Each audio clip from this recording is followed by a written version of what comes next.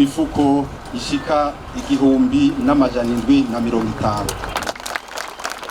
Imaze kuza ni 1,300. Iyindi iri nyuma. Iyo 1,300 ngira ngo nyene icubahiro mu kanya aronka akanya kuko yishikiriza. Kaba nagira nsabe abo twari kumwe tubuza ngaha hafi yacu. Hariho rero n'abagenzi bo ku mutima dufise. Abagenzi bacu hariho isosiyete yaduterereye imifuko 400, sosiyete yitwa Ecofar y'abayapani serukirwa na Fonse, nawe nyene niyumvira ko yoza ngaha hafi. Hariho uwundi muntu witeka Bosco Camirirwa nguyo yaduhaye imifuko 350.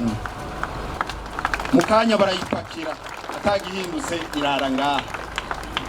Duharuye rero kuri uno munsi dukwije imifuko 2,800.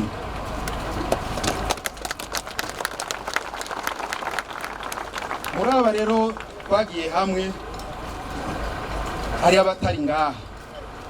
Je nifuza ko no muvuga nawe nyene yagize icaterereye, abandi bo murababona.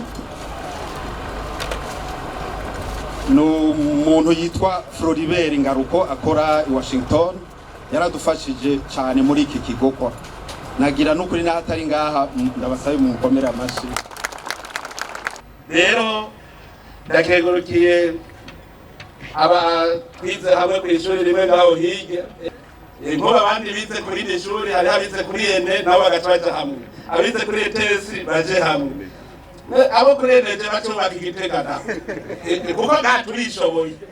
Abize kwa shuri Bujumbura, abize kuri lycée Ruvumera hariya hariho, hari abize ajya kuri Saint Michel, hari abize kuri lycée Vugizo, hari aba bose umwe wese batororokana.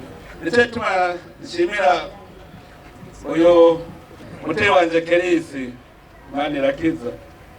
Kerisi yaragize twese maratunyagata gushika adutore. Aha hariho hava bibona ngo imifuko yose umukuru w'igihugu ngo nkeka ariwe yayizanye. Umukuru w'igihugu mwamutekereraga kokora mu mwimbo wanje. Nukuvuga nanje natanze dukeyi nk'ukundi yatanze dukeyi, mugabe isabi igwiriyoye.